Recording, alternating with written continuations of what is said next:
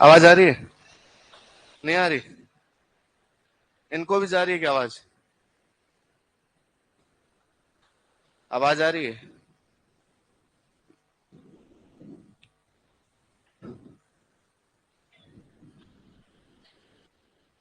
सुनाई दे रहा है एकदम? आवाज सही से आ रही है? पहचान तो पा रहे हो मुझे? ऐसे आंख बंद करके कोई और आदमी तो नहीं लग रहा हूं मैं? सेम ही लग रही है आवाज? आप सबको आवाज आ रही है मेरी? अभी भी सेम ही आ रही है? आ रही है कि नहीं आ रही है? सब ठीक हो तुम लोग? इतने ज्यादा तेज स्पीड में पंखे गर्मी का एहसास दिला रहे हैं। गर्मी आ गई नहीं? क्या बात। कल तो संडे, टेस्ट भी है। चलो एक बार पेपर आउट और कर लेते हैं। करें क्या? ओके, क्या क्या डिस्कस कर लिया अभी तक, एक बार वापस स्पीड के साथ देख लेते हैं। आप पेज नंबर फर्स्ट से ही शुरू कीजिए। कहां से? आप भी देखते रहिएगा। हाँ, ये पढ़ लिया हमने, ये पढ़ लिया। तो हमने सबसे पहले मृदा से शुरू किया था। मृदा एक लैटिन भाषा का शब्द है, सोलम उससे बना है, जिसका मतलब होता है फर्श। मृदा का वैज्ञानिक अध्ययन करना मृदा विज्ञान कहलाता है। मृदा विज्ञान की दो शाखाएं, कौन कौन सी? Pedology, edaphology. पेडोलॉजी में किसका अध्ययन? मृदा का निर्माण, वर्गीकरण और विस्तार का अध्ययन। निर्माण, वर्गीकरण और विस्तार का अध्ययन। अच्छा, पादप के साथ संबंध। पेडोलॉजी और इडेफोलॉजी दोनों किस भाषा के शब्द है? ग्रीक भाषा के शब्द है। उसके बाद में हमने पढ़ा कि मृदा विज्ञान के जनक कौन, पेडोलॉजी के जनक कौन। तुम नाराज है क्या मेरे से? तो बोलना। वीवी डोकुचेव। आधुनिक पेडोलॉजी के जनक कौन? विश्व में कृषि रसायन के जनक कौन? उर्वरक रसायन के जनक कौन? जेवी लिबिक। न्यूनता का सिद्धांत किसने दिया? जेवी लिबिक। उसके बाद में भारत में मृदा विज्ञान के जनक कौन? न्यूनता का सिद्धांत किसने दिया? जेवी लिबिक। ओके, जेवी लिबिक किसने दिया? उसने ही दिया ना? हाँ, भारत में मृदा विज्ञान के जनक कौन? JW leather. भारत में कृषि रसायन के जनक कौन? अच्छा, यूपी की सोडिक मृदाओं के सुधार के लिए कौन सा रसायन प्रयोग में किया? जिप्सम। किसने किया? JW leather. भारतीय मृदा विज्ञान संस्थान भोपाल में। भारतीय मृदा एवं जल संरक्षण संस्थान देहरादून में। देहरादून में राष्ट्रीय मृदा सर्वेक्षण एवं भूमि उपयोग नियोजन ब्यूरो नागपुर में। केंद्रीय मृदा लवणता अनुसंधान संस्थान करनाल हरियाणा में। ये सब भी अपने पढ़ लिया था। उसके बाद में हमने पढ़ा कि मृदा के कितने अवयव? 45%, 5%। तो कार्बनिक पदार्थ कितने? 25%। क्या 25%? क्या वायु। उसके बाद में हम आगे बढ़े और हमने कहा 50% तो रंध्र होते हैं और 50% ठोस होते हैं। फिर हमने कहा कि ये जो खनिज पदार्थ है कहां से आते हैं? चट्टानों के टूटने से। चट्टानें टूटती है उसको क्या बोलते हैं? अब से। ओके, फिर चट्टानें कितने प्रकार की? आग्नेय। आग्नेय कितने प्रकार की? अम्लीय। और अम्लीय का उदाहरण क्या? क्षारीय का क्या उदाहरण? बेसाल। अम्लीय से बनेगी अच्छी मृदाएं, नहीं कम उर्वर, और क्षारीय से बनेगी अच्छी उर्वर मृदाएं, काली मृदाएं। फिर हमने कहा कार्बनिक पदार्थ। कार्बनिक पदार्थ कहां से प्राप्त होते हैं? जीव जंतु और पेड़ पौधों से। अच्छा, जीव जंतु तो सेकेंडरी है, द्वितीयक है, लेकिन पेड़ पौधे प्राथमिक है। अच्छा, कार्बनिक पदार्थ सड़ जाते हैं लेकिन कुछ पीछे रह जाते हैं, उनको क्या बोलते हैं? अच्छा, ह्यूमस में कार्बन कितना? 50। 58 नहीं, 50। और नाइट्रोजन कितना? 5। कार्बन नाइट्रोजन अनुपात कितना? लेकिन कार्बनिक पदार्थों में कार्बन कितना? 58। किसने बताया? बेमलेन ने। इसलिए इसको क्या बोलते हैं? बेमलेन गुणांक। कितना मान होता है? बेमलेन गुणांक का मान 1.724। ओके, 724। अब ये हमने पढ़ लिया। फिर मैंने कहा मृदा प्रोफाइल। मृदा के ऊर्ध्वाधर काट को क्या कहते हैं? समानांतर परतें क्या कहलाती है? संस्तर कितने? OABCR। सबसे ज्यादा कार्बनिक पदार्थ, लेकिन अपने खेतों में पाया कहां पाया जाता है? जंगलों में। A+B, A+B+C। फिर हमने पढ़ा मृदा कण। क्या पढ़े? IEEE के अनुसार कितने? USDA के अनुसार कितने? सबके आकार याद है क्या? सबको याद है क्या? मैं या बोर्ड पे बुला के भी करवाऊं तो कर लोगे क्या? पक्का कर लोगे? जाके प्रैक्टिस की घर पे, दोनों की कि एक की और पूरा 100% पेपर आउट हो गया है, क्योंकि आपने 100% सिलेबस पूरा क्या कर दिया है, रिवाइज कर दिया है। ओके, अब हम कल पढ़ रहे थे मर्दा के कणों के गुणधर्म, मर्दा के कणों के गुणधर्म।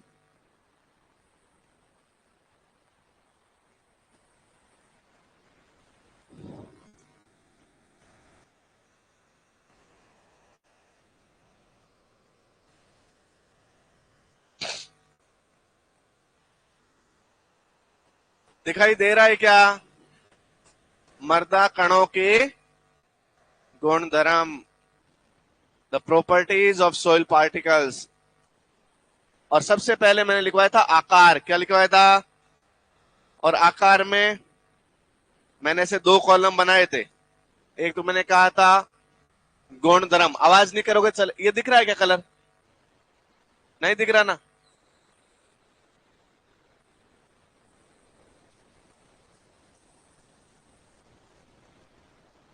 ये दिख रहा है क्या?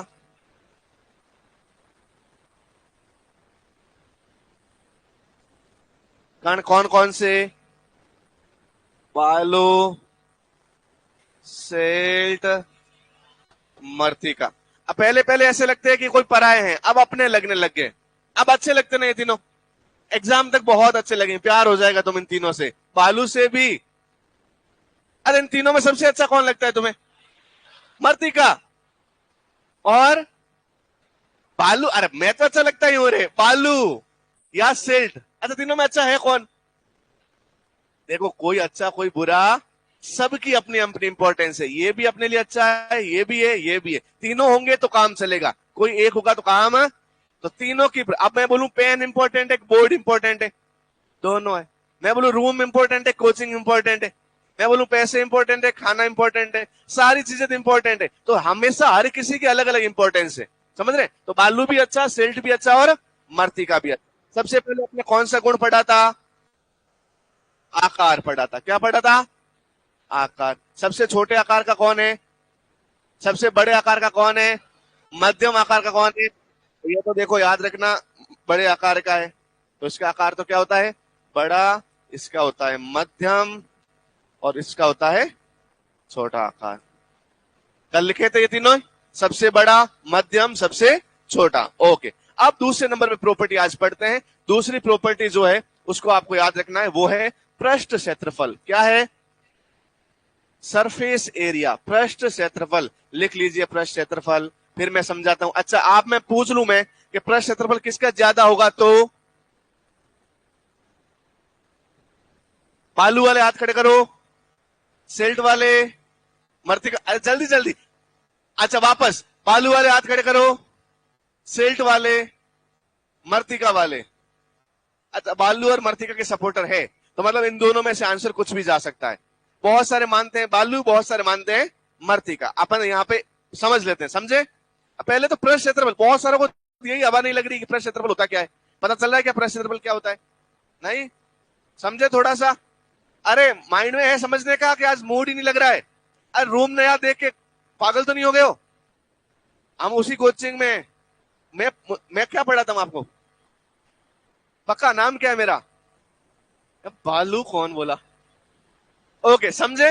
ओके, पृष्ठ क्षेत्रफल क्या होता है? ये देखो, मान लीजिए ये कण है किसका? बालू का। किसका है? तो ये है सिल्ट का। किसका? और ये है मर्तिका का। इतना अंतर होता है। ये यदि मर्तिका का कण है तो ये किसका है? इससे ज्यादा ही अंतर है। आगे बात समझ में? तो बालू के कण बहुत बड़े, सिल्ट के थोड़े मध्यम, और सूक्ष्म, सबसे सूक्ष्म कण किसके? ओके, पृष्ठ क्षेत्रफल का मतलब है कि उसका टोटल पृष्ठ कितना है, टोटल सरफेस कितना है। तो मान लो इसका पृष्ठ क्षेत्रफल यहां से लगाकर यहां तक, इसका यहां से लगाकर यहां तक, और इसका यहां से लगाकर यहां तक। अब मुझे बता, तीनों में से पृष्ठ क्षेत्रफल किसका ज्यादा? बालू का ज्यादा। लेकिन बालू के साथ तो भेदभाव किया गया है। बालू को जितनी जगह ज्यादा, जगह दी अपने बहुत ज्यादा, और इस बेचारे को जगह बहुत, तो इसके बराबर हम इसको जगह दे तो बहुत सारे मर्तिका के कण आ सकते हैं ना? अरे भैया, बहुत सारे मर्तिका के कण आ सकते हैं कि नहीं आ सकते? तो बहुत सारे मर्तिका के कण आ गए। अब मुझे बताओ कि इस बालू की तुलना में ये मृत्तिका के इतने सारे कण आगे, अब पृष्ठ क्षेत्रफल किसका ज्यादा है? एक कण की बात करूं तो किसका ज्यादा, लेकिन समान क्षेत्रफल की बात करूं तो किसका ज्यादा? यदि दोनों ने, इसने जगह इतनी ज्यादा घेर रखी है ना भैया, अरे इतनी जगह घेर रखी, अब इस इतनी जगह में अपन यदि क्या बना दे, कौन से कण बना दे? मृत्तिका के कण, तो इन सब का जो क्षेत्रफल होगा वही तो मृत्तिका का क्षेत्रफल होगा। अब मुझे बताओ, इसका क्षेत्रफल तो यहां से लगाकर यहां तक ओनली, अब इन सब का क्षेत्रफल, तो याद रखना छोटे छोटे कण जो होते हैं उन सब को मिला के जो क्षेत्रफल बनेगा वो बनेगा ज्यादा, वो बनेगा ज्यादा। आप है ना एग्रीकल्चर में पढ़ोगे फर्टिलाइजर, नैनो फर्टिलाइजर, नैनो मतलब छोटे, तो वो सर समझाएंगे फर्टिलाइजर की तुलना में भी नैनो फर्टिलाइजर काम तेजी से करते हैं क्योंकि उनका पृष्ठ क्षेत्रफल क्या होता है? ज्यादा। तो याद रखना आकार जितना छोटा होता रहेगा पृष्ठ क्षेत्रफल उतना बढ़ता रहेगा, आकार जितना पृष्ठ क्षेत्रफल उतना, ये हमेशा याद रखना, लिख लो कि आकार के व्युत्क्रमानुपाती पृष्ठ क्षेत्रफल होता है, आकार के व्युत्क्रमानुपाती पृष्ठ क्षेत्रफल होता है। तो पृष्ठ क्षेत्रफल क्या होता है? व्युत्क्रमानुपाती, मतलब उल्टा, रिवर्स है। अच्छा, बहुत सारे बच्चे एक दूसरे की कॉपी में देख रहे हैं, मैं लिखवा देता हूं, तो लिख लो आकार व पृष्ठ क्षेत्रफल क्या होते हैं? व्युत्क्रमानुपाती। आकार का पृष्ठ क्षेत्रफल क्या होता है?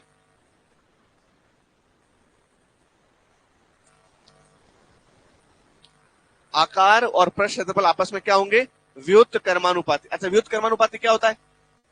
एक दूसरे के विपरीत, आकार ज्यादा तो पृष्ठ क्षेत्रफल, तो याद रखना आकार जिसका बड़ा उसका पृष्ठ क्षेत्रफल क्या होगा? कम होगा, और आकार जिसका कम होगा उसका पृष्ठ क्षेत्रफल क्या होगा?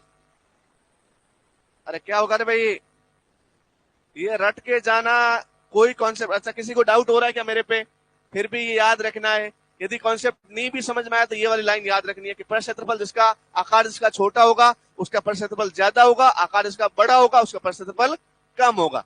क्योंकि हम जब एक कण की बात नहीं करते सोइल में, उस समान आकार को घेर रखे, समान वॉल्यूम को घेर रखे, या फिर 1 किलोग्राम में टोटल कण कितने हैं, तो इसके तो कम कण तो लेंगे ना बालू के, तो लेकिन मृत्तिका के बहुत ज्यादा, तो उन सब का पृष्ठ क्षेत्रफल क्या हो जाएगा? कुल मिला के ज्यादा हो जाएगा। तो आप मुझे बताओ इन तीनों में सबसे ज्यादा किसका? मृत्तिका का सबसे ज्यादा, तो याद रखना अधिक है इसका, इसका मध्यम और इसका कम। वो पीछे वाली लाइन लिख ली थी क्या सबने? ये भी लिख लो फिर।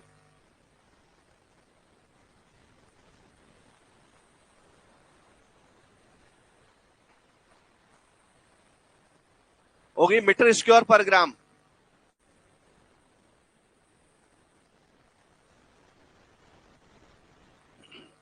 1 ग्राम सोइल का कितना क्षेत्रफल है? क्षेत्रफल की यूनिट क्या होती है? क्षेत्रफल कैसे मापते हैं? अरे क्षेत्रफल किसमें मापते हैं? किलोमीटर में दूरी मापते हैं। यहां से मेरा घर 300 किलोमीटर दूर है तो किलोमीटर, तो ये दूरी है। अच्छा, खेत का प्लॉट का कभी एरिया बता देना, ताऊजी वगैरह पापा वगैरह सुनना कि अपने खेत है 25x50 का, अपना जो वहां भरतपुर में सिटी के अंदर जो अपना प्लॉट है ना, वो प्लॉट है 50x100 का, तो 50x100 मतलब लंबाई इंटू चौड़ाई, तो दो विड्थ को और लेंथ को जब हम गुणा करते हैं तो अपना एरिया आता है। तो एरिया में होगा लेंथ इंटू विड्थ, मतलब लंबाई इंटू चौड़ाई, तो लंबाई भी मीटर में और चौड़ाई भी, तो मीटर को मीटर से गुणा करोगे तो क्या हो जाएगा? Meter square. सेंटीमीटर को सेंटीमीटर से करोगे तो सेंटीमीटर स्क्वायर, समझ रहे हैं? किलोमीटर को किलोमीटर से करोगे तो किलोमीटर स्क्वायर हो जाएगा। तो स्क्वायर में वर्ग के अंदर क्षेत्रफल होता है। तो अब आप बोलो कि पृष्ठ क्षेत्रफल की इकाई क्या है, तो याद रखना सेंटीमीटर स्क्वायर पर ग्राम या मीटर स्क्वायर पर ग्राम, तो याद रखना मीटर स्क्वायर पर ग्राम, वर्ग मीटर पर ग्राम। तो मतलब कितना क्षेत्रफल है 1 ग्राम सोइल का? तो 1 ग्राम में बालू के तो 1-2 कण ही तोलेंगे, लेकिन इसके 100-200 कण तोलेंगे, तो उन सबका क्षेत्रफल क्या हो जाएगा? ज्यादा, और इसका क्या हो जाएगा?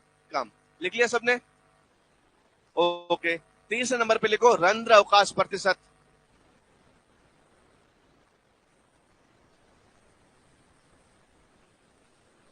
क्या लिखोगे?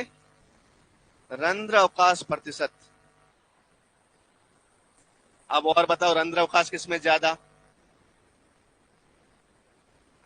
रंध्र अवकाश बालू में ज्यादा, ऐसा कौन मानते हैं? कुछ लोग मानते हैं। रंध्र अवकाश मृतिका में ज्यादा है, ऐसा कौन मानते हैं? बहुत सारे लोग मानते हैं। मतलब इन दोनों में से आंसर होगा। सिल्ट का भी आंसर नहीं होगा, क्योंकि सिल्ट में क्या होते हैं? मध्यम। चलो और समझ लेते हैं। ये लिख लिया क्या सबने? यहां तक लिख लिया क्या? समझे किसमें ज्यादा होंगे? कॉन्सेप्ट क्लियर करें? वापस आ जाओ यहां पे। अब देखो, अपन समझते हैं कि ये है अपने एक बालू का कण, ये दूसरा, ये तीन और ये चार बालू का कण। रंध्र अवकाश दिख रहा है क्या? मैं बताता हूं कहां है रंध्र अवकाश। रंध्र अवकाश इन चारों के बीच में है। ये वाला जो अवकाश है ना, ये वाला, इसको हम क्या बोलते हैं? रंध्र अवकाश।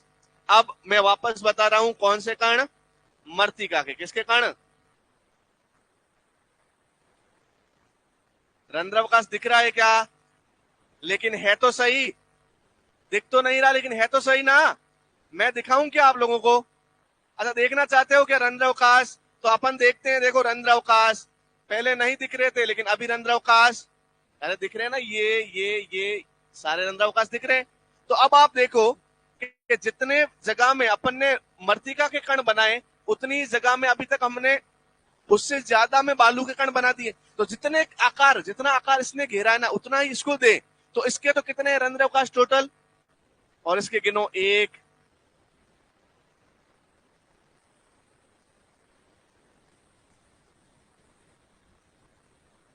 किसमें ज्यादा हुए? किसमें ज्यादा हुए? अरे भैया, जितनी जगह इसने घेरी, इसके पास तो कितना आया, लेकिन इसके पास कितने आ गए? 15। तो दोनों में से रंध्र अवकाश किसमें ज्यादा है?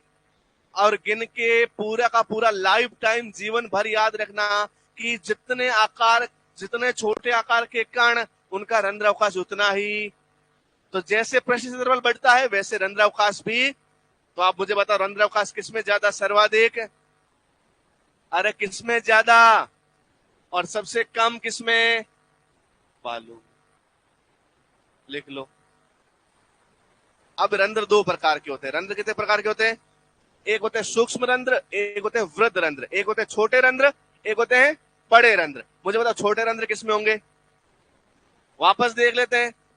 अरे भैया, इसका आकार बड़ा है रंध्रों का, किसका आकार बड़ा है? बालू। तो बड़े आकार के रंध्र किसमें पाए जाते हैं? लेकिन ज्यादा रंध्र किसमें पाए जाते हैं? छोटे आकार के रंध्र किसमें पाए जाते हैं? 3 क्वेश्चन क्लियर करने। कितने क्वेश्चन? रंध्र ज्यादा पाए जाते हैं मृतिका में। किसमें? किसकी तुलना में? बालू की तुलना। लेकिन बड़े रंध्र किसमें पाए जाते हैं? बालू में। आकार में छोटे रंध्र कहां पाए जाते हैं? मृतिका में। 3 क्वेश्चन क्लियर कर देना दिमाग में। सबसे ज्यादा रंध्र, फिर छोटे आकार के रंध्र, बड़े आकार के रंध्र, बड़े आकार के रंध्र, छोटे आकार के रंध्र। ओके, तो रंध्र कितने प्रकार के? अरे रंध्र कितने प्रकार के? बड़े आकार के रंध्र कहलाते हैं वृहद रंध्र। कौन से रंध्र? वृहद मतलब बड़ा। और छोटे आकार के रंध्र कहलाते हैं सूक्ष्म रंध्र। कौन से रंध्र? तो वापस याद करो, रंध्र कितने प्रकार के? रंध्र कितने प्रकार के?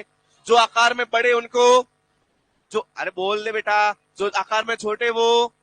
इनको किसी को समझ में नहीं आ रहा है, बस ये रट रहे हैं मेरे पीछे। और मुझे भी समझ में नहीं आया, मेरे सर ने मुझे रटाया है, तो अपने को रटना ही तो है। अब तू मेरे से नाराज होके बेटा कि मैं नहीं बोलूंगा सर से, तो इसमें नुकसान किसका? तुम्हारा ही तो है। नहीं, नाराज नहीं होना है। कोई सॉरी बोलूं? मैं उठक बैठक भी कर सकता हूं। तू नाराज तो नहीं है? नाराज है क्या तू? ओके। रंध्र कितने प्रकार के? रंध्र कितने प्रकार के? बड़े आकार के रंध्र, छोटे आकार के रंध्र। ऐसे गुस्सा करके नहीं बोलना है, सूक्ष्म, धीरे धीरे प्यार से बोलना है। ओके, रंध्र कितने प्रकार के? अब देखो, यदि कोई बड़े आकार के रंध्र होंगे, रंध्र मतलब बड़े आकार के हैं, उसमें अपन पानी गिराएंगे तो पानी रुक पाएगा क्या? नहीं रुक पाएगा। तो बड़े आकार के रंध्र पानी को रोक नहीं सकते। पानी को रोक, तो जहां पे बड़े आकार के रंध्र पाए जाएंगे। अच्छा, बड़े आकार के रंध्र किसमें पाए जाते हैं? बालू में। छोटे आकार के रंध्र किसमें पाए जाते हैं? मृत्तिका में। तो इसीलिए बड़े आकार के रंध्र पानी रोक, तो ये हमेशा क्या रहेंगे? खाली रहेंगे। कैसे रहेंगे? और खाली होते तो क्या भर जाती है? वायु। तो इनके अंदर तो क्या पाई जाती है? पानी पाया। इसलिए जैसलमेर में रात में बारिश हुई, सुबह पानी गायब। आज बारिश हुई, 3 दिन में पानी, क्योंकि बड़े रंध्र है, क्योंकि वहां क्या है? बड़े रंध्र है, पानी रुकेगा तो क्या पाई जाएगी? कोटा चलते हैं अपन। कहां चलते हैं? कोटा में रात में बारिश हुई, रंध्र कैसे है? क्योंकि मिट्टी कैसी, तो क्या भरा रहेगा इसमें? बहुत दिनों तक पानी भरा रहेगा, तो वायु भरी नहीं रहेगी। यही कॉन्सेप्ट क्लियर रखना है आपको। अब वापस याद करो, सबसे ज्यादा रंध्र किसमें?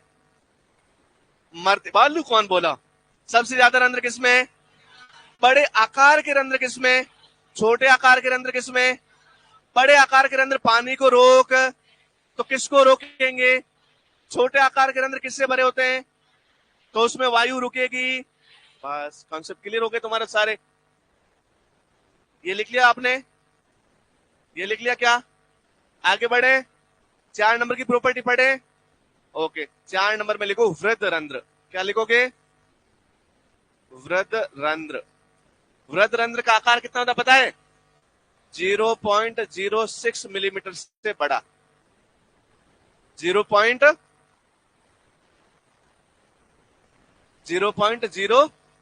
मिलीमीटर से बड़ा, वो होते हैं वृद्ध रंध्र। अच्छा, वृद्ध रंध्र सबसे ज्यादा किसमें पाए जाएंगे? कौन बोला? मृत्तिका। वृद्ध रंध्र किसमें पाए जाएंगे? बालू में। मध्यम किसमें पाए जाएंगे? और सबसे कम किसमें पाए जाएंगे? ऐसे डरना नहीं है, डांटते हैं तो गलत बोल दो, मैं डांट दूं तो डरना नहीं है, वहां पर हंस लेना है कि हाँ सर मैंने गलती की है। डर तो नहीं लगता तुम्हें? हाँ, क्योंकि मेरे से कोई, सिस्टम से सब डरते हैं।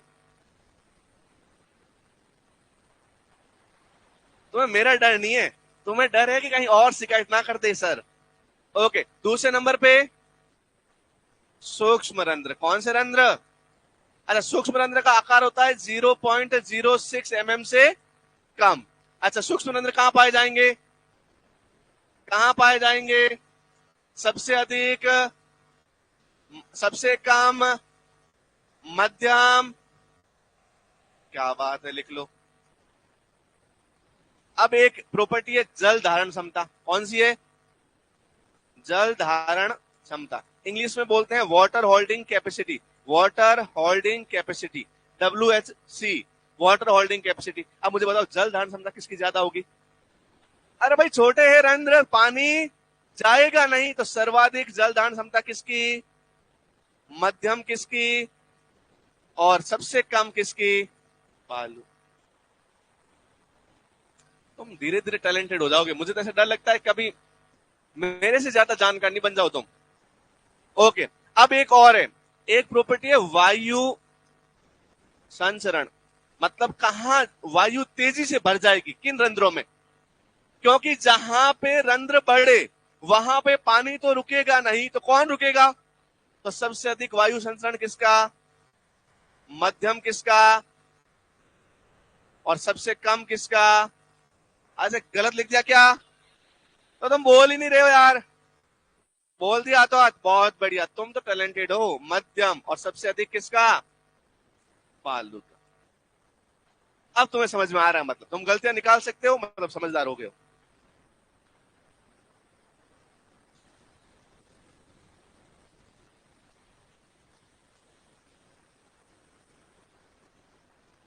अच्छा, एक होती है जल धारण क्षमता, एक होती है पोषक तत्व धारण क्षमता, न्यूट्रिएंट होल्डिंग कैपेसिटी। मुझे पता पोषक तत्व भी कहां ज्यादा रहेंगे? क्योंकि मृत्तिका में पानी नहीं जा सकता, तो पोषक तत्व भी जा तो वहीं रुके रहेंगे। तो याद रखना, पोषक तत्व। ये लिख लिया सबने? सारी प्रॉपर्टी लिख ली क्या? रटी हुई नहीं होनी चाहिए, याद होनी चाहिए। ऐसे रटनी, अरे भैया जब भी पूछे तो दिमाग में कॉन्सेप्ट लगाओ कि वायु संचरण किसमें ज्यादा होगा। वायु संचरण होता है बड़े रंध्रों में, क्योंकि छोटे रंध्रों में तो पानी भरा रहता है। बड़े रंध्र किसमें? बालू में। तो वायु संचरण भी किसमें? बालू में। डन। ओके, कितने नंबर की प्रॉपर्टी हो जाएगी? 7 नंबर की? 8 नंबर की? जो भी है, मैं नंबर लगा ही नहीं रहा। अच्छा, पोषक तत्व धारण क्षमता, सबसे अधिक पोषक तत्व कौन धारित करके रखेगा? तो याद रखना, सबसे अधिक पोषक तत्व धारण कौन करेगा और मध्यम कौन करेगा, सबसे कम कौन करेगा? बालू। अब एक प्रॉपर्टी होती है अपर्दन, क्या होती है? इसको बोलते हैं सोइल इरोजन। क्या बोलते हैं? ये फर्स्ट बैच वालों ने पढ़ लिया है, लेकिन सेकंड बैच थर्ड बैच को भी पढ़ाएंगे भवानी सर। ये प्रॉपर्टी है जिसका नाम है मृदा अपर्दन। क्या नाम है? मैं बता देता हूं होती क्या है तुम सबके जानकारी के लिए। मृदा अपर्दन का मतलब होता है मिट्टी के कणों का, मिट्टी के बालू, सिल्ट और मृतिका का एक स्थान से दूसरे स्थान तक वायु अथवा जल के द्वारा जाना। जैसे मैं मृतिका का कण हूं और मुझे हवा ने बहा के कहां ले आई? थोड़ा सा दूर। जैसे आंधियां चलती देखी आपने, नदियां आती देखी आपने, नदी में पानी के साथ मिट्टी के कण आते हुए देखे आपने, आंधियों में मिट्टी के कण उड़ते हुए देखे आपने। तो इसका मतलब वायु के द्वारा और जल के द्वारा मिट्टी के कण बहाए जाते हैं, उनको क्या बोलते हैं? जो कि अच्छी प्रक्रिया। ये एक नुकसानदायक प्रक्रिया है, हानिकारक प्रक्रिया है। कैसी प्रक्रिया है? क्योंकि इसमें एक किसान के खेत की मिट्टी दूसरे किसान के खेत में, और दोनों जगह हानिकारक है। जिससे उड़ के आई है वहां पे भी और जहां उड़ के गई है वहां पे भी। तो अपर्दन दोनों जगह, ऑन साइड ऑफ साइड, हर जगह क्या है? खराबी है। तो मृदा अपर्दन इनमें से किन कणों का सबसे ज्यादा होगा? कौन कौन कहेंगे? बालू। बालू वाले हाथ खड़े करो। ओके। मृतिका वाले हाथ खड़े करो। क्या बात है। अच्छा, कोई सिल्ट वाला भी है क्या? सिल्ट वाले एक बार हाथ खड़े करना। पहली बार किसी ने सिल्ट के बारे में हाथ खड़े किए। 1 2 3 4 5 6। इनकी शक्ल में याद रखना चाहता हूं, क्योंकि अपर्दन सबसे अधिक होता है सिल्ट कणों का। किसका होता है? सिल्ट कणों का। दोनों बालू और मृतिका गुट में हाहाकार मच गई। पहली बार सिल्ट के कण क्या हो गए? जीत गए। तो याद रखना, सिल्ट में सर्वाधिक अपर्दन होता है, लेकिन बहुत सारे बच्चों को समझ में नहीं आया। एक बार लिख लो, फिर कॉन्सेप्ट समझते हैं।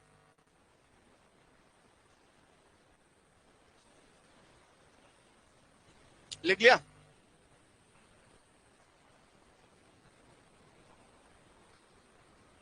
बिना आवाज किए। सिल्ट वाले बच्चे बहुत बढ़िया, जिसने भी सिल्ट आंसर दिया है। एक पूरी पंक्ति ने सिल्ट आंसर दिया है, होशियार पंक्ति। एक वो बच्चा भी, एक उधर वो भैया फर्स्ट बैच वाले, आपने भी बहुत बढ़िया लिख लिया। सबने लिख लिया? सबने लिख लिया क्या? समझे ये कैसे होगा? यहां जीवन का एक कॉन्सेप्ट मैं तुम्हारा क्लियर कर रहा हूं। अपर्दन से कौन सा कॉन्सेप्ट क्लियर होगा? तुम्हारे लाइफ का एक कॉन्सेप्ट क्लियर होने जा रहा है। लाइफ का, लाइफ में एक कॉन्सेप्ट हमेशा याद रखना, या तो खुद शक्तिशाली बनो या शक्तिशाली लोगों के साथ रहो। क्या करना है? या तो खुद शक्तिशाली बनो, पावरफुल बनो, या फिर वो लोग जो बहुत छोटे छोटे तबके के हैं लेकिन जब साथ में मिल जाते हैं तो शक्तिशाली बन जाते हैं। मतलब साथ में रहो। या तो आप यूनाइटेड रहो, संगठित रहो, समूह में रहो, या समूह में नहीं रह सकते, अकेले हो तो फिर शेर बन के रहो, मतलब ताकतवर बन के रहो। यदि तुम्हारे पास इन दोनों में से एक भी गुण नहीं है तो आपको या तो वायु उड़ा ले जाएगी या जल उड़ा ले जाएगा। आपको कोई उड़ा के ले जा रहा है, मतलब आपकी स्टेबिलिटी नहीं है। और आपकी स्टेबिलिटी नहीं है इसका मतलब आप में दो चीजों की कमी है। या तो आप अच्छे लोगों के साथ नहीं रहते, या फिर आप ताकतवर नहीं है, शेर नहीं है, आप लॉयन नहीं अपने अपने जंगल के। अब मैं बताऊं, 3 प्रकार के कण हैं। एक कण है आपका, एक आपका और एक आपका। अब देखो, बालू का कण की साइज बहुत बड़ी है, ये किसी के साथ नहीं रहता, अकेला अकेला रहता है, लेकिन इसकी साइज बहुत, तो आकार में बड़ा है। ये आकार में क्या है?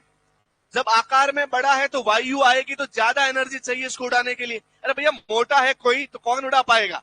समझ रहे हैं? तो उसको उड़ा तो कोई छोटे मोटे हवा के झोंके से उड़ेगा, क्योंकि इसका आकार क्या है? बड़ा है।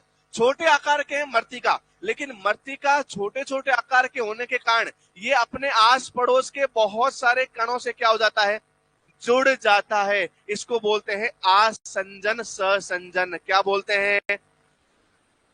एडहेशन कोहेशन की वजह से ये अकेले बैठे ये आपस में जुड़ के ढेले बना देते हैं। क्या बना देते हैं?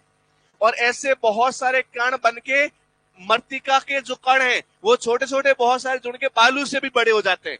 अब मुझे बताओ, ये है तो छोटे कण, हवा उड़ा सकती है, लेकिन ये क्या बन गए सारे ढेले। अब इनमें कोई उड़ा, ये फंस गया बेचारा। ना तो आकार बढ़ा, ना इसमें क्या पाया जाता है, तो ना तो ये जुड़ेगा ना आकार में बढ़ा, तो हवा आएगी तो किसको उड़ा के ले जाएगी, सिल्ट को उड़ा के ले जाएगी। इसलिए सबसे ज्यादा मर्दा अपरदन किसमें है, सबसे ज्यादा मर्दा अपरदन किसमें। क्यों पूछ ले आपसे, कभी इंटरव्यू होता नहीं है, इंटरव्यू होता है तो पूछते हैं, वाइवा में पूछते हैं क्यों, तो क्यों में आपको क्या बताना है, क्योंकि मृतिका के कण आकार में तो छोटे हैं लेकिन वो संगठित रहते हैं। बालू के कण आकार में क्या है, बड़े हैं, तो उनको उड़ा नहीं सकते। लेकिन सिल्ट के कण ना तो आकार में बड़े, ना ही वो संगठित रहते हैं, इसलिए सबसे ज्यादा अपरदन किसमें होता है, सिल्ट कणों का। किसका होता है, कभी कोई दिक्कत आएगी क्या, सब याद कर लोगे, वापस एक बार प्रॉपर्टी देख ले, सारी सारी प्रॉपर्टी देख लोगे क्या तुम।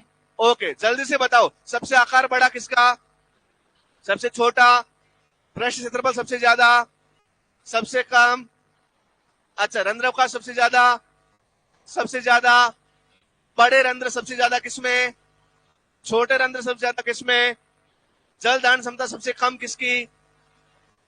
ओके, यहां से शुरू हो रहा है वापस, बड़े रंध्र सबसे कम किसमें, सबसे ज्यादा किसमें, अच्छा सूक्ष्म रंध्र सबसे कम किसमें, सबसे ज्यादा किसमें, जल धारण क्षमता सबसे अधिक किसकी, सबसे कम किसकी। ओके, वायु संचरण सबसे कम किसका, सबसे ज्यादा किसकी। ओके, अब पोषक तत्व धारण क्षमता सबसे अधिक किसकी, लेकिन अपरदन सबसे ज्यादा किसका। इसको स्टार पॉइंट करके लिख लेना, एकमात्र प्रॉपर्टी है जो सिल्ट की ज्यादा है।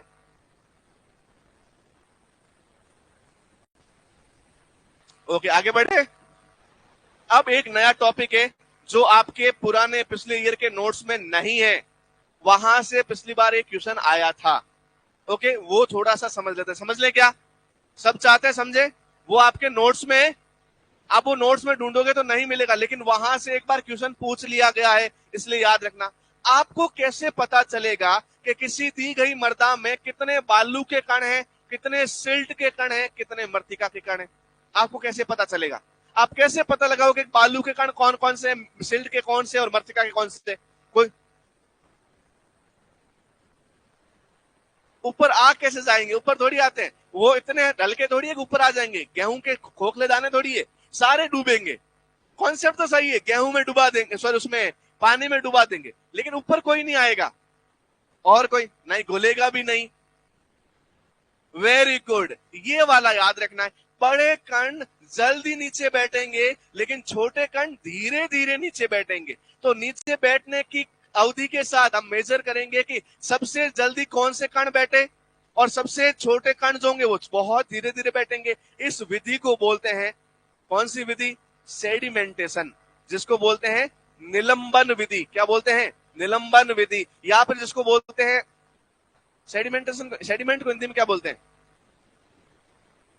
सेडिमेंट्स, नहीं पता किसी को, अभी अभी याद आ जाएगा। ओके, अच्छा इसके अलावा भी कोई विधि है क्या, इसके अलावा भी कोई विधि है क्या। एक विधि है, छलनी जो होती है उससे छान कर भी पता लगाया जा सकता है। अरे भैया छलनी में छानेंगे तो सबसे छोटे कण आ जाएंगे, बड़े कण रह जाएंगे, लेकिन ऐसी कोई छलनी नहीं है जो मृतिका के कणों को छान पाए या फिर जो सिल्ट के कणों को छान पाए। तो याद रखना, बालू के कण तो छलनी से अलग किए जा सकते हैं, लेकिन सिल्ट और मृतिका के कण नहीं। तो यार एक हेडिंग लगाइए,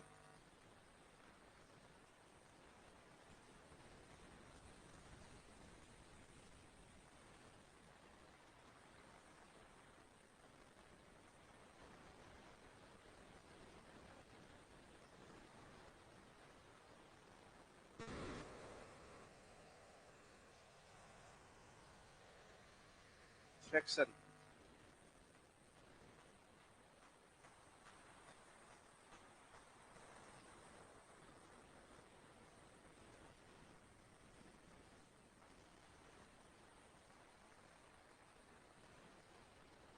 हाँ, अवसादन। अच्छा, मृदा कणों का पृथक्करण और मापन, के मृदा कण के पृथक कैसे करके कैसे मापेंगे। तो याद रखना, मृदा कणों के पृथक्करण और मापन की दो विधियां हैं। कितनी विधियां हैं, दो विधि है। कितनी विधि है? एक है।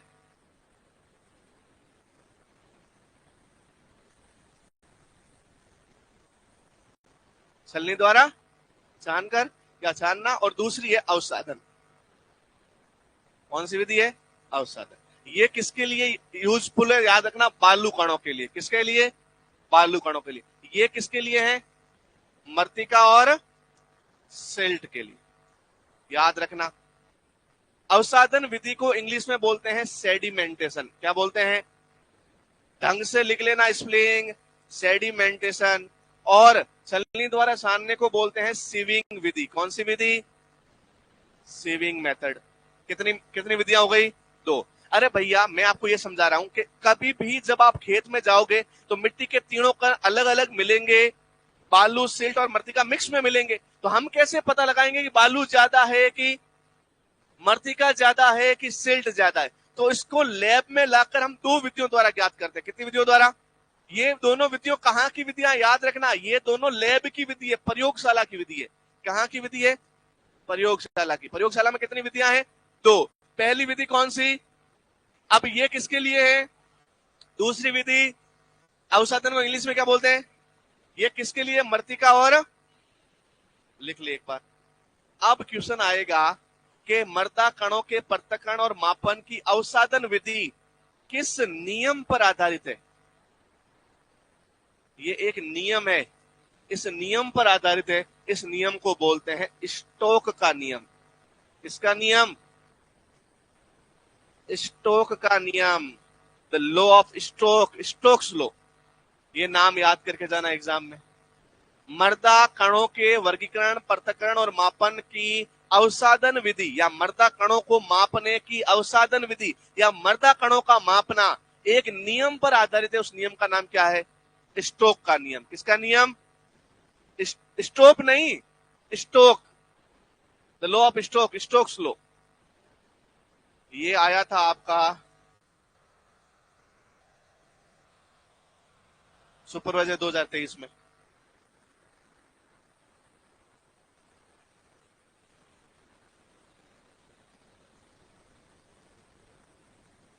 लिख लिया क्या?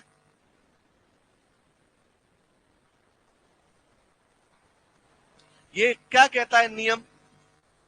ये नियम कहता है जल में मृदा कणों के नीचे बैठने की दर, जल में मृदा कणों के नीचे बैठने की दर मृदा कणों के त्रिज्या पर निर्भर करती है। किस पर निर्भर करती है? त्रिज्या के समानुपाती होती है। कैसी होती है? मतलब जिस कणों की त्रिज्या जितनी ज्यादा, कण उतने ही तेजी से नीचे बैठेंगे, और जिन कणों की त्रिज्या जितनी कम, वो उतने ही धीरे धीरे। अब मुझे बताओ, त्रिज्या किसकी ज्यादा है? बालू के। तो बालू के कण तो बैठेंगे तेजी से नीचे, और सबसे कम किसकी? तो मृत्तिका के कण बैठेंगे धीरे धीरे। ये कौन सा नियम कहता है? स्टोक का नियम। आगे बात समझ में? थोड़ा सा लिख लेते हैं, इसके बारे में रट के जाना एग्जाम में जाओ तब। ये लिख लिया यहां तक सबने? वापस देखो, मृदा कणों का मापन कैसे करेंगे प्रयोगशाला में? दो विधियों द्वारा, छलनी द्वारा। और छलनी किसके लिए और अवसादन किसके लिए? अवसादन कौन से नियम पर निर्भर करती है? स्टोक के। सबने लिख लिया क्या? सबने लिख लिया? ओके। अब स्टोक का नियम कहता क्या है?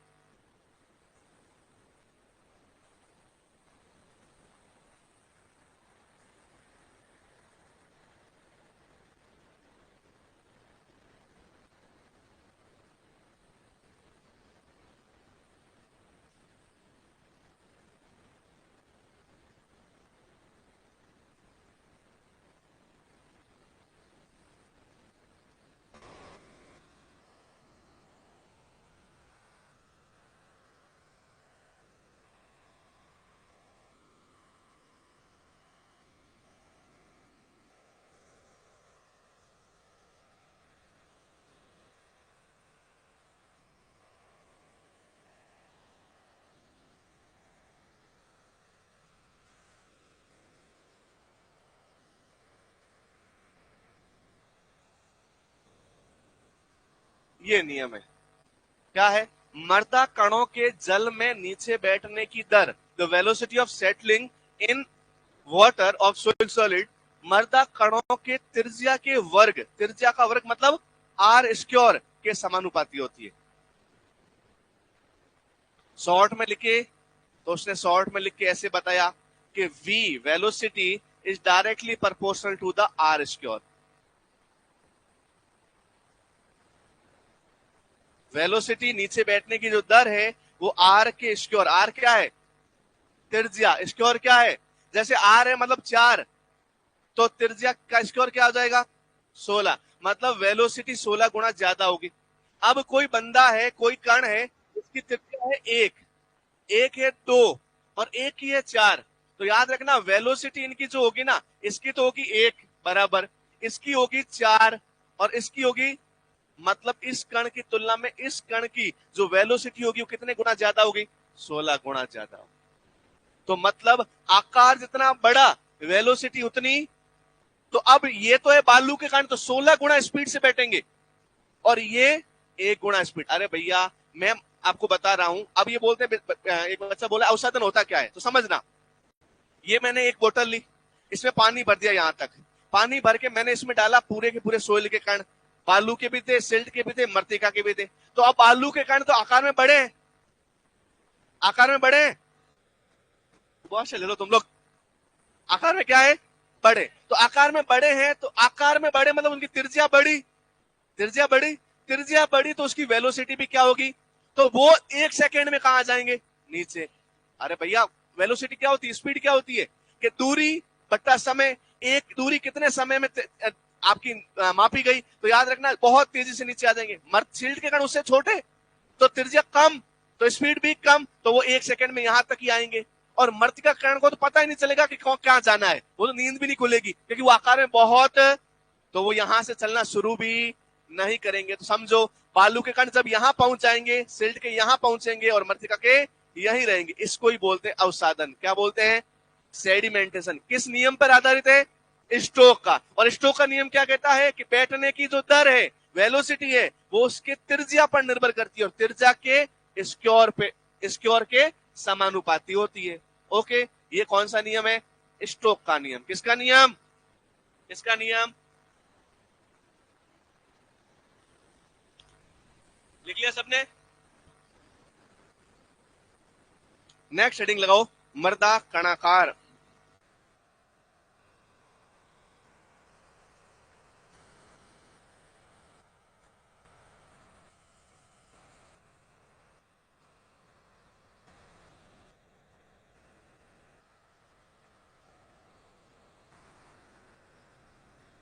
मर्दा सोइल टेक्सचर, सोइल 2 नंबर की प्रॉपर्टी लिखो, मर्दा कणाकार सोइल टेक्सचर, बेटा टीई।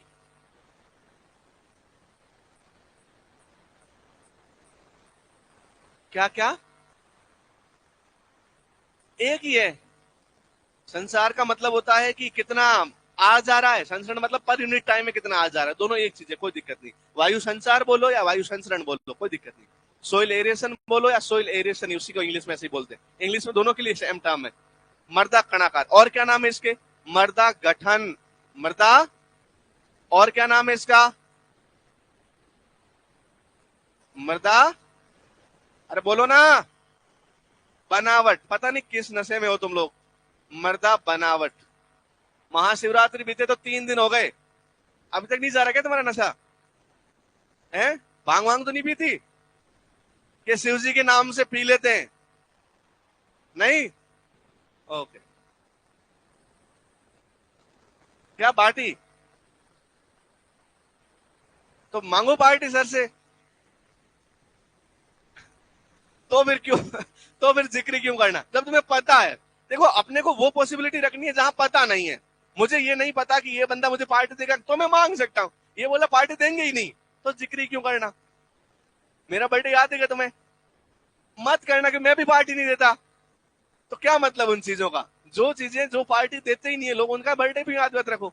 जब पार्टी देने लग जाए तब याद रख लेना। हाँ तुम्हें महाराणा प्रताप, एपीजे अब्दुल कलाम, महात्मा गांधी जी सबने पार्टी देते, तुम्हें पार्टी देते क्या हो, नहीं, फिर भी उनका बर्थडे तुम याद करते हो। याद है कि नहीं है, हैं? बापू जी का बर्थडे कब आता है, नहीं याद है, सब याद है भाई। ओके, लिख लीजिए, मर्दा कणाकार, मर्दा कटन, मर्दा बनावट। तो महान लोग पार्टी नहीं देते, लेकिन उनके बर्थडे सबको याद रखने होते हैं। मर्दा कणाकार, मर्दा गठन और मर्दा बनावट क्या होते बताओ? वापस देखो कॉन्सेप्ट, ऐसे भूलो मत, ऐसे धीमे मत पढ़ो तुम। क्या भैया नींद आ रही है क्या? अच्छा, जब नींद आ जाए तो बोल दो सर डन हो गया खत्म जाओ। तो अब नहीं, जब समझ में ही नहीं आए जाओ। देखो मुझे तुम भालू बोलो, गधा बोलो, बंदर बोलो, कोई फर्क नहीं पड़ता, क्योंकि इसमें जाना किसी का नहीं है। पता सबको है कि मैं नहीं हूं, लेकिन तुम ऐसे बोलोगे ना कि सब जाओ, तो उसमें तुम्हारा नुकसान है। एक सिलेबस कब होगा अपना कंप्लीट? तुम्हें पता है ना अक्टूबर के बाद भीड़ बढ़ने वाली है। कौन आने वाले हैं? हाँ, सब लोग, हम लोग जो है ना, हम अभी एओडब्ल्यू वाले, वो सारे कहाँ आने वाले हैं? सुपरवाइजर में। मैं भी जब फॉर्म आएगा फॉर्म भरूंगा मैं। तुम्हें लगता है कि मैं फॉर्म नहीं भरने वाला हूं? भर दिए क्या फॉर्म? अभी भरने हैं ना, अभी आएंगे ना। मैं भी फॉर्म भरूंगा, निकलिए क्या फॉर्म? तुमने बताया भी नहीं। नेक्स्ट वैकेंसी में भरूंगा। ओके, आगे बात करते हैं। मर्दा कणाकार क्या है? मर्दा कण क्या समझ में आए? मर्दा कण कितने प्रकार के? बालू, सिल्ट और मर्तिका। अब किसी भी मर्दा में, गंगानगर की, हनुमानगढ़ की, सिक्कर की, झुंझुनू की, चूरू की, जोधपुर की, जैसलमेर की, बाड़मेर की, गंगानगर की, कहीं की भी मर्दा, मैं वो सारे अपने जिलों के नाम बता दिए, इधर आड़ोती वाले, उधर ईस्ट वाले, सब जगह के, किसी भी जिले के, किसी भी गांव के, किसी भी खेत में चले जाओ और वहां से मिट्टी का नमूना उठा के ले आओ, एक मुट्ठी भर या फिर एक थैली पर या 1 किलोग्राम मिट्टी उठा के ले आओ। उन सभी के याद रखना, उन सभी के अंदर सिर्फ बालू के, सिर्फ सिल्ट के या सिर्फ मृतिका के कण, उसमें बालू के भी होंगे, सिल्ट के भी होंगे और मृतिका के भी होंगे। इन तीनों में तीनों कितने कितने हैं, उनके अनुपात को मर्दा कणाकार कहते हैं। किसी भी मर्दा में बालू, सिल्ट और मृतिका कणों के अनुपात को, मैंने क्या बोला बता? क्या बोला मैंने? अभी लास्ट लाइन क्या बोली? तो बेटा ध्यान दे, उसको बोला रुक जा रुक जा, अपन बाहर चलेंगे। वापस सुन, किसी भी मर्दा में उपस्थित बालू, सिल्ट और मृतिका कणों के अनुपात को, किसको क्या कहते हैं? क्या कहते हैं? वापस याद करो, मर्दा में उपस्थित बालू,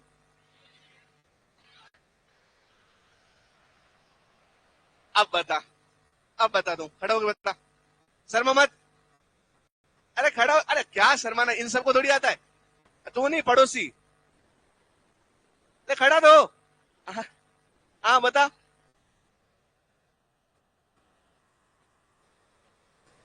नहीं बता।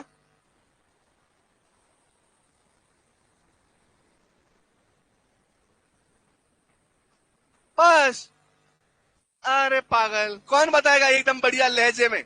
हाँ बता, शर्माना क्यों है?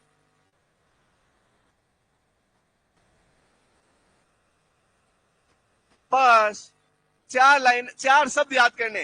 बालू, सिल्ट, मृतिका का अनुपात, बालू, सिल्ट, मृतिका का अनुपात, बालू, सिल्ट, मृतिका का अनुपात। अब मैं बोलूं इस पूरी क्लास में टीचर, गर्ल और बॉयज रेशियो क्या है? तो 100:20:1।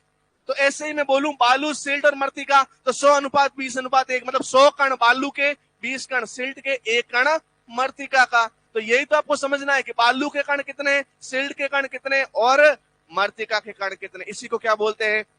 मर्दा कणाकार। लिखिए, मर्दा में उपस्थित, मर्दा में उपस्थित बालू, सिल्ट व मृतिका कणों का, कणों का सापेक्ष अनुपात, सापेक्ष अनुपात मर्दा कणाकार कहलाता है। मर्दा में उपस्थित बालू, सिल्ट और मृतिका के कणों का सापेक्ष, सापेक्ष इसलिए इन तीनों का रिलेटिव प्रोपोर्शन आपस में कितना है, तो वहां पे जो तीनों आपस में कंपेयर होते हैं उसको बोलते हैं सापेक्ष। निरपेक्ष मतलब आपस में कंपेयर नहीं हो रहे। तो सापेक्ष अनुपात क्या कहलाता है? मर्दा कणाकार। ये डेफिनेशन याद रखनी है। एक बार दो बार मन में वापस बोलो। मृदा में उपस्थित बालू, सिल्ट और मृत्तिका के सापेक्ष अनुपात को मृदा कणाकार कहते हैं। एग्रीकल्चर सुपरवाइजर 2018, जयपुर था सेंटर। 3 मार्च या शायद कुछ मार्च डेट थी, मार्च या अप्रैल में एग्जाम हुआ था, सॉरी जून में, अप्रैल मार्च में था, वो पोस्टपोन हो गया, फिर जून में एग्जाम हुआ, हमने दिया था। यही क्वेश्चन आ रहा था बस, मुझे नहीं हुआ सिलेक्शन भाई। 2018 में दिया, फिर 21 में दिया, फिर 23 में दिया, अब 26 में और देंगे, लेकिन सिलेक्शन उसमें भी नहीं हुआ क्योंकि आता सोइल के अलावा कुछ। इस बार क्योंकि AAO भी है तो हमने सब पढ़ रखा है, तो भैया डर के रहना, तुम्हारा बहुत नुकसान अक्टूबर के बाद होने वाला है। अच्छा, इसका क्या सॉल्यूशन है? डर के भाग जाओगे तो अमेरिका से नहीं डरे हो तुम लोग, अमेरिका को चैलेंज दिया, यूएसडी वाला याद के लिए तुम लोगों ने, तो इनसे तो क्या ही डरोगे। अरे जिनका AAO में नहीं हुआ, जिनका कंपटीशन कम है, उनका सुपरवाइजर में हो जाएगा क्या? अरे नहीं होगा। जिनका AAO में, जहां कंपटीशन कम था, वहां पे भी नहीं हुआ, तो उनका सुपरवाइजर में भी, तो उनसे नहीं डरना है, डरना इन आस पड़ोस वालों से ही है। यही है तुम्हारे रियल कॉम्पिटिटर। ओके, अरे नहीं बजाने ताले, अरे मैं नहीं दूंगा पार्टी, बस।